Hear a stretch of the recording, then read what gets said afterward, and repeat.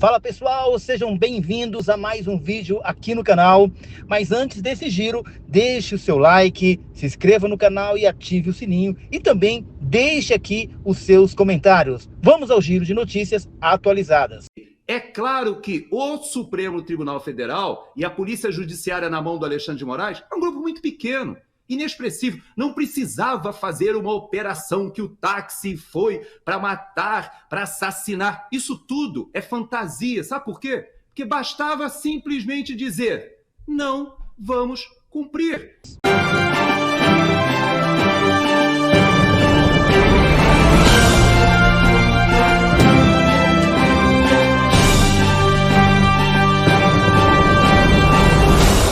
Triste notícia. Morre prefeito reeleito do PL.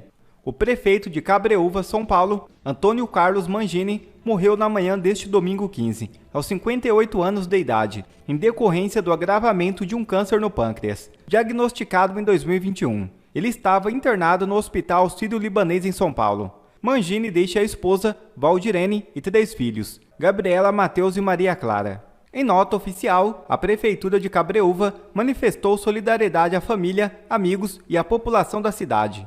Que Deus possa confortar a família. Médico de Lula diz que correu o risco de acontecer do pior com o petista.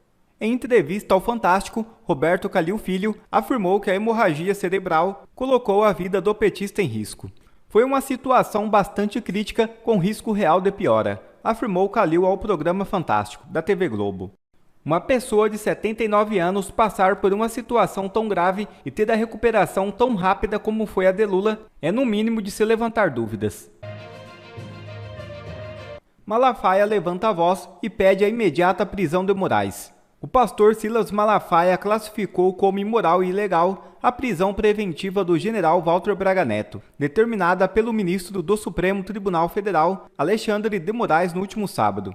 Malafaia afirmou que Moraes deveria ser preso. Segundo ele, uma conversa entre 2 generais de 1 ano e meio atrás não é fato novo, nem tampouco fato concreto. O pastor questionou a materialidade das acusações, argumentando que não há evidências claras de que Braga Neto tentou obstruir as investigações. Abre aspas. Isso é uma vergonha, um abuso de poder do ditador da toga, para promover perseguição política. Fecha aspas. Malafaia também destacou que o inquérito em questão já havia sido concluído há mais de 10 dias, com mais de 30 pessoas indiciadas e o caso levado ao Ministério Público Federal. Abre aspas. Como alguém pode ser preso agora por obstrução de uma investigação que já foi concluída? Isso é um absurdo. A prisão de Braga Neto é imoral, ilegal e mancha o judiciário. Fecha aspas. Mas este é o Brasil da atualidade, onde os conceitos jurídicos parecem ser reescritos todos os dias conforme as conveniências, endossados por pares que moldam o sistema ao sabor de interesses próprios. O que resulta é uma enorme insegurança jurídica, e tudo em nome da democracia e da liberdade do cidadão em viver em um país onde os valores se encontram inteiramente invertidos, onde vilões são justamente os que pedem por clareza e defendem o fim das tiranias. Mas o que de mais grave pode resultar disso? A debandada completa dos militares da força para a reserva. Aqueles que já cumpriram seu tempo de serviço e continuam por mais um período podem solicitar desligamento imediato. Além disso, há os que ainda não estão em posição de reserva, mas podem simplesmente optar por deixar a força e se aventurar na iniciativa privada, seja como motoristas de aplicativo ou apostando no empreendedorismo. Isso porque ninguém acredita mais em uma carreira militar, sabendo que pode perder tudo que apostou na vida de um dia para o outro. Hoje se fala de atos antidemocráticos do dia 8 de janeiro de 2023. Mas e amanhã? Para continuarem mantendo o poder sob controle, o que mais vão alegar para forçar um militar a seguir com as normas da conveniência? O quê? Que motivo será usado para desqualificar um militar? Ele pode ser condenado a perder tudo que construiu na vida, acreditando que estava servindo o país, protegendo as fronteiras e se considerando um herói da nação.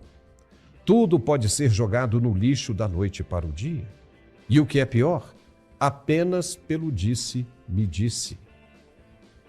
Essa é a primeira vez que se prende um general mesmo da reserva de 4 estrelas e do porte de Braga Neto. Você não acha que essa corda está esticando demais, não, Gerson?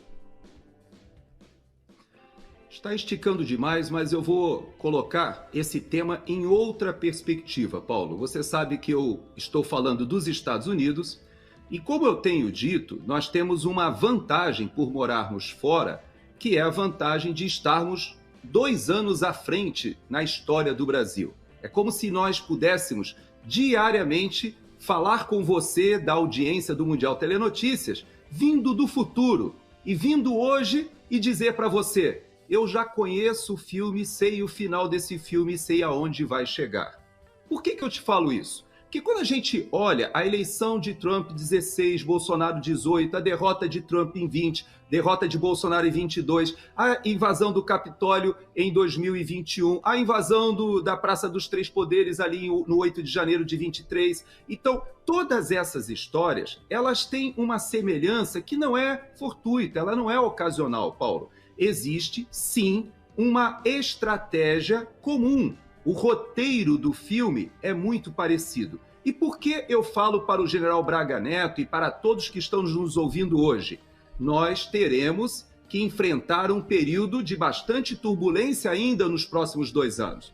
Quando eu estive há 15 dias lá na Argentina, conversando com os presos políticos que lá se refugiaram, eu disse para eles: vocês sabem que nos Estados Unidos há centenas de pessoas que foram presas por causa da invasão do Capitólio e que foram ludibriadas, fizeram acordos de não persecução ou acordos junto com a promotoria e estão presos e serão soltos, sabe quando? No primeiro dia da administração do presidente Trump. Veja a diferença. Biden foi o presidente de toda a história dos Estados Unidos que mais pessoas indultou e comutou penas em um único dia, de toda a história. Numa operação que remete os brasileiros a mais ou menos o que está sendo feito para acobertar a quadrilha da Lava Jato, desfazendo, com o auxílio de ministros da Suprema Corte, que vão desde o amigo do meu pai, mas até o advogado do presidente Lula, que se encontra dentro do próprio tribunal, e nós temos uma estrutura que foi montada dentro do governo para desfazer a Lava Jato. Veja que o presidente Biden não teve escrúpulo sequer de descondenar ou perdoar o seu próprio filho, que está envolto em um monte de ações de corrupção. Essa submissão ao poder político levou o Brasil a uma sinuca de bico. Por quê? Porque nós temos um grupo que é uma organização criminosa que voltou ao poder. E pior do que isso, nós temos essa presença hoje do Supremo Tribunal Federal com uma legitimidade sendo erodida a cada dia. E eu vou te fazer uma provocação, Paulo. Me diga uma coisa.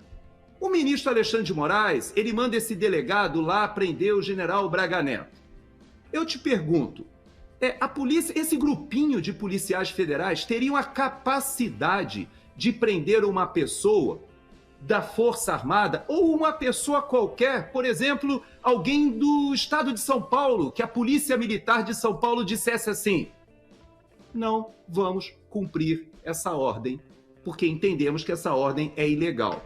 Por que ela ainda é cumprida? Porque existe o mínimo, o resquício de legitimidade.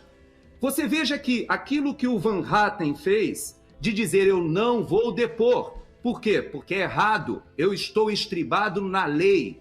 Ele tomou uma atitude, espero que o presidente da Câmara respalde. Alguns anos atrás, você lembra, você que acompanha a política há mais tempo, você lembra quando o Renan Calheiros simplesmente desconsiderou uma ordem do Supremo Tribunal Federal, não quis nem tomar conhecimento quando ele era presidente do Senado?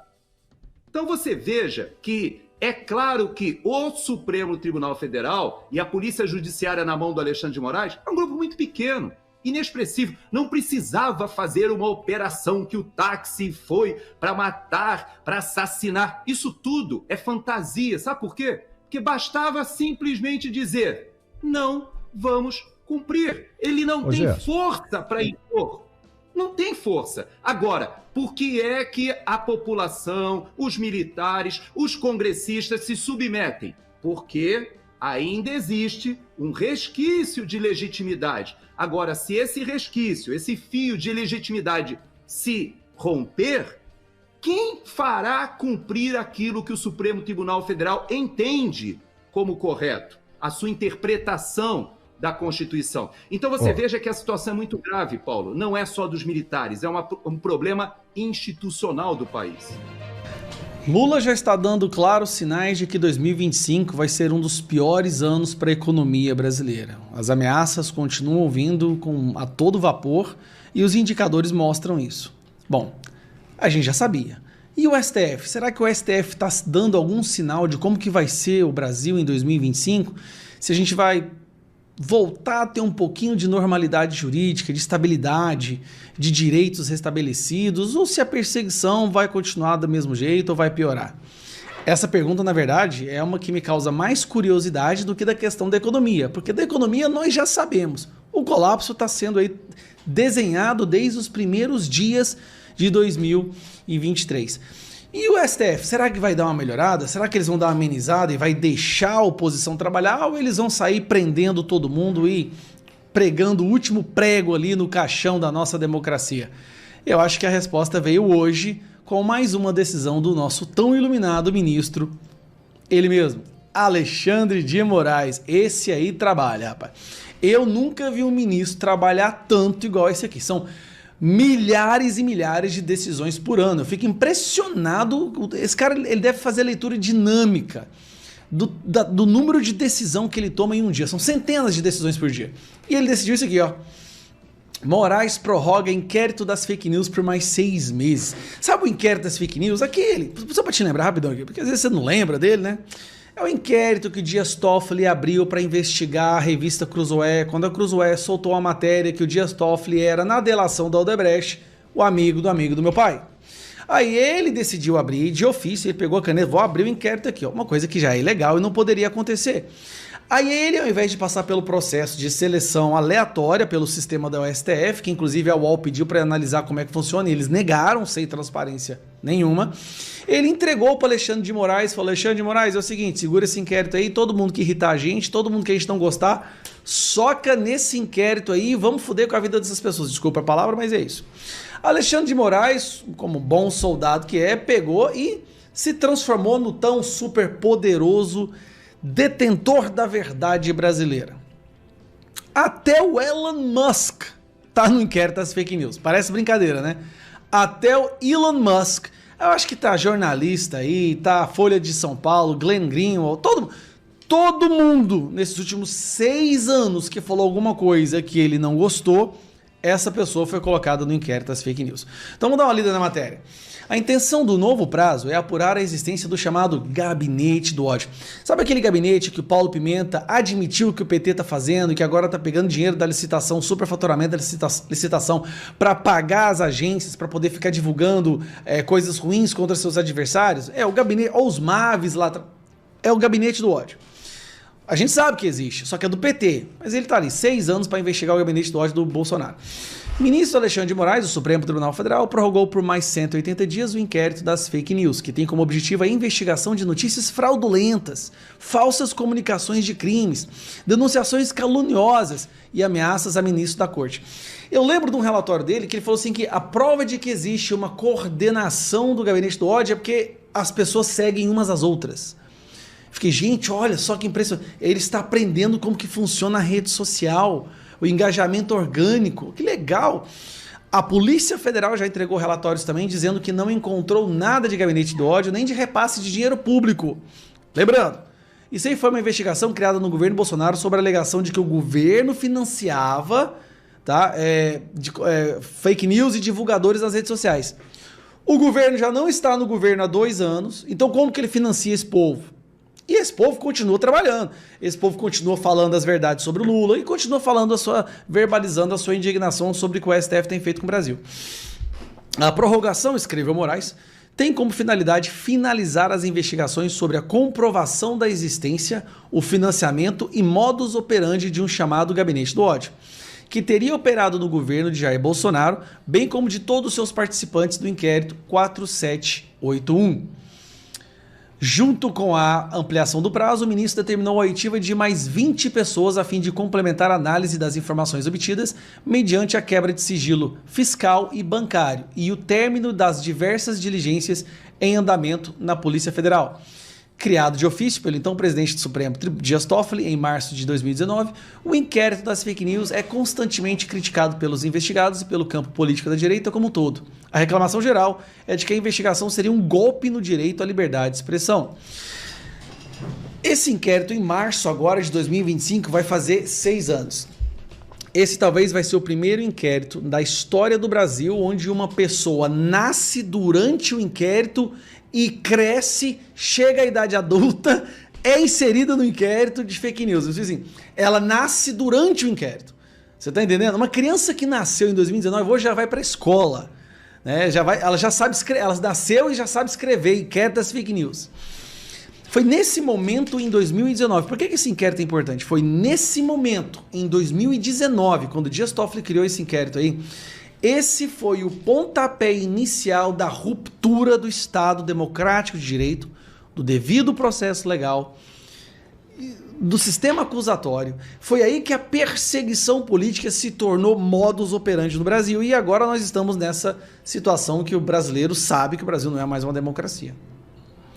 Eu acho que o motivo dele ter prorrogado, eu vou ser sincero, eu estava lendo aqui, eu acho que o motivo dele ter prorrogado, na minha opinião, é porque é um inquérito tão vergonhoso que quando ele for apresentado, ele se tornar público, vai ser tão vexaminoso, tão vergonhoso por não terem, depois de 6 anos, encontrado nada, absolutamente nada, mas destruiu a vida de várias pessoas, várias buscas e apreensão, celulares, laptops, desmonetização, tudo que você puder imaginar, que vai ficar vergonhoso. Então, a única solução que o Alexandre de Moraes tem é prorrogar eternamente esse inquérito, porque não tem como apresentar uma coisa tão mal feita que foi claramente uma perseguição.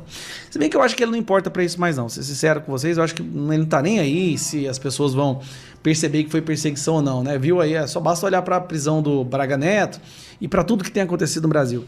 Mas o início de tudo foi aqui. Até os ministros do STF já estão de saco cheio e falam que esse inquérito tem que acabar. Até a esquerda fala que esse inquérito tem que acabar. Até o povo da Globo News. Mas chega lá Alexandre de Moraes, que agora manda, é o presidente do Brasil. Esse cara manda no Brasil. E determina que deve continuar por mais 6 meses. Esse é o Brasil. Presidente eleito nos Estados Unidos, Donald Trump faz ameaça ao Brasil. Declaração foi feita nesta segunda-feira. Veja o vídeo. Sobre política internacional, Donald Trump deu uma declaração importante aí nas últimas horas. Ele concedeu aquela que foi a sua primeira entrevista coletiva depois de eleito mais uma vez presidente dos Estados Unidos. E aí ele disse que o Brasil cobra impostos altos demais e que vai dar resposta, que os Estados Unidos, agora no novo governo, vão responder à altura. Vamos ver exatamente o que disse o Donald Trump. We're going to be treating people very fairly. But the word reciprocal is important because if somebody charges us, India, we don't have to talk about own. If India charges us 100%, that we charge them nothing for the same, you know, they send in a bicycle and we send them a bicycle. They charge us 100 and 200. India charges a lot. Brazil charges a lot. If they want to charge us, that's fine, but we're going to charge them the same thing. Vamos lá, Rodrigo Constantino, como analisa essa fala? Bom, em primeiro lugar, Abraão, o presidente Trump está certo. O Brasil taxa demais. É um país protecionista e cria reservas de mercado para produtores locais por meio de tarifas absurdas. É um dos países que mais tem tarifa no mundo, fora outras regulações que são tarifas indiretas, para dificultar o acesso do brasileiro, do consumidor brasileiro ao produto final importado. E às vezes é um insumo também para a indústria que chega muito caro. Então, vamos começar pela premissa. O Brasil taxa demais, o presidente Trump está certo. Aí ele vem com essa ameaça de retaliação, né?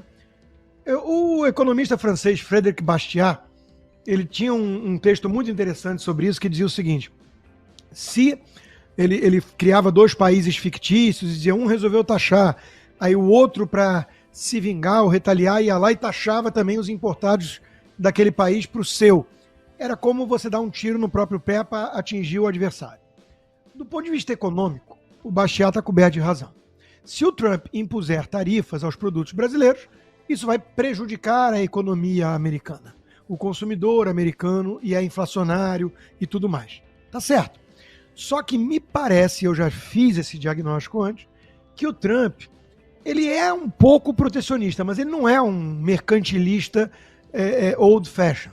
Ele usa a ameaça da tarifa como uma alavanca, um leverage na negociação.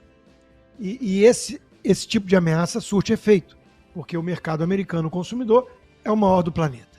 É 1/4 do PIB do mundo. Então, eu acho que é bom levar a sério a ameaça do presidente americano. Se ele começar a negociar e tentar colocar aumento de tarifa para os produtos que o Brasil exporta para os Estados Unidos, isso vai afetar bastante nossa economia, nossa balança comercial. Alguns setores vão ficar muito incomodados com isso. Então é aí que vem a pressão para que o Brasil reduza as tarifas de importação dos produtos americanos. E é com isso que o Trump está contando. Eu acho que todo mundo ganha, menos alguns poucos produtores locais privilegiados, subsidiados, protegidos. Todo mundo ganha se a ameaça do Trump for crível e se o governo brasileiro tiver juízo e escutá-la. Olha só, a deputada Bia Kicis já está com a gente aqui também, como anunciado no início, completando aqui a nossa bancada. Deputada, tudo bem? Boa noite, obrigado pela presença. Boa noite. Boa noite, que bancada maravilhosa essa, né? Imagina. Ô, deputada, e vou puxar aqui de onde deixou o consta. Será que isso vai produzir o efeito necessário no governo Lula aqui no Brasil? Será que vai fazer com que, do lado de cá, o Brasil também reveja seus impostos, baixe algumas dessas taxas? Ou não? Pelo menos do que a gente viu até agora, não é do feitio do governo Lula cortar impostos, né? Muito pelo contrário, o governo está caminhando na direção contrária, né? É uma agenda arrecadatória. Será que agora, com essa ameaça do Donald Trump, as coisas podem mudar, deputada? Eu acho muito difícil, porque eu acho que esse governo ele não busca o diálogo, ele não busca a integração, ele busca só o caos, né? Busca encher os bolsos dos amigos do rei, né? do governante aí. Então, eu acho muito difícil que qualquer coisa que seja para melhorar a vida do brasileiro e para dar uma arrumação nesse governo, acho que eles não têm interesse, na verdade, em atender, não. Quer ver mais conteúdos como esse? Então inscreva-se agora mesmo no canal e ative o sininho das notificações. Assim você não perde mais nenhum conteúdo que é postado aqui no canal. E também já deixe o seu like para o YouTube ajudar a divulgar o nosso trabalho. Fico por aqui e que Deus abençoe a todos. Brasil acima de tudo e Deus acima de todos.